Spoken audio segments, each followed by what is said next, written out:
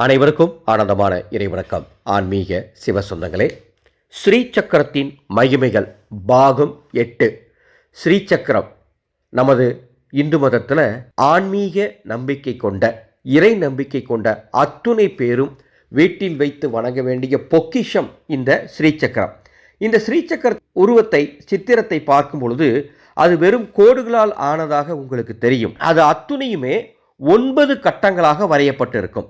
9 கட்டங்கள் கொண்ட இந்த ஸ்ரீசக்கரம் தான் அகிலாண்ட கூடி பிரம்மாண்ட நாயகி அன்னை பராசக்தி ராஜராஜேஸ்வரியாக உறையும் இடம். ஸ்ரீசக்கரத்தை பார்க்கும் பொழுது அதில் சாதாரண கோடுகளும் முக்கோணங்களுமாகத்தான் காட்சி தரும். ஆனால் அந்த கோடுகளின் இடையேதான், அந்த முக்கோணங்களின் மையத்தில்தான் அனைத்து உலகத்தையும் படைத்த அன்னையின் பரிபூர்ணமான சக்தி உறைந்திருக்கின்றது.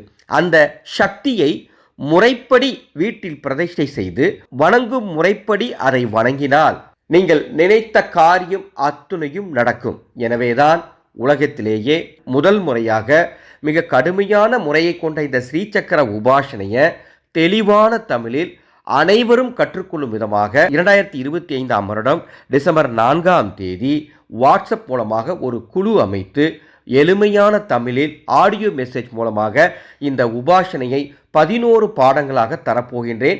பதிவுகள் நடந்து கொண்டிருக்கின்றது. இந்த குழுவுக்கு டிஸ்பிளேல இருந்த வாட்ஸ்அப் நம்பர் இருக்குது. அந்த வாட்ஸ்அப் நம்பருக்கு ஸ்ரீசக்கரம்னு ஒரு மெசேஜ் அனுப்புங்க. இந்த குழுவின் கட்டண விவரங்கள் வழங்கப்படும்.